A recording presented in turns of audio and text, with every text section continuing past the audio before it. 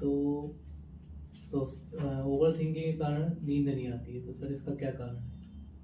हम्म देखो, चक्कर क्या है कि मैंने उस दिन आपको बताया था मन के बारे में यस थोड़ा सा। तो जो थॉट होते हैं, ठीक है, यस सर। सबसे पहले तो आपके सबकॉन्शियस माइंड में होते हैं और वहाँ से आपके आते हैं थॉट।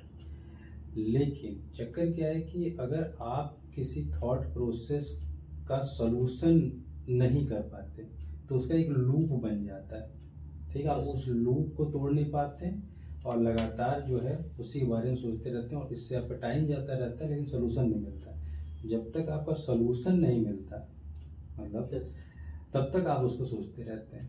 ओवर थिंकिंग खत्म कैसे होती है? जैसे ही सोल्यूशन मिल जाता है, ठीक है।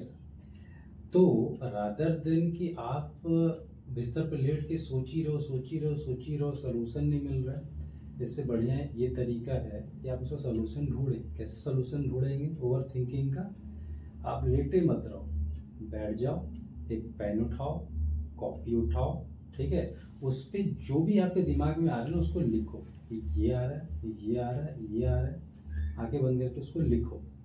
तो लिखने में क्या होगा कि आपको वो सामने आ जाएगा, क्योंकि जब हम सोचते रहते हैं तो भूलता रहता है, फिर आता रहता है, वो भूल जाता है, फिर आता रहता है। तो लिखने में, एक बार लिखने में ना फिर वो वापस नहीं आएगा। एक बार लिखा आपने, वो खत्म हो गया। 2 3 4 पॉइंट आपने लिखे और उसको जो लिखा है आपने उसके बारे में अब एग्जैक्टली उसका सोल्यूशन डैश डाल के लिख रहे हैं। आपके पास सोल्यूशन भी है, बस इस लूप को तोड़ने का तरीका है। आप उसके सामने डैश ला के सोल्यूशन लिखिए कि अगर मैं सोच रहा हूँ कि मैं पढ़ूँ कैसे, तो मैं इस तरीके से पढ़ूँगा। मैं सोच रहा हूँ कि मुझे कब तक कितना टाइम लगेगा, तो मुझे इतना टाइम लगेगा।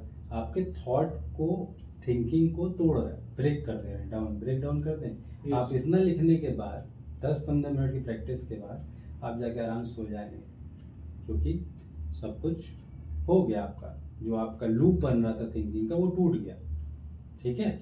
और यही आपका सिंपल सोल्यूशन ओवर थिंकिंग का। तो मीन्स इस लूप को तोड़ने के लिए हमें राइट डाउन करना पड़ेगा आपको, जो भी आपके मन में आ रहा है। यस ठीक है।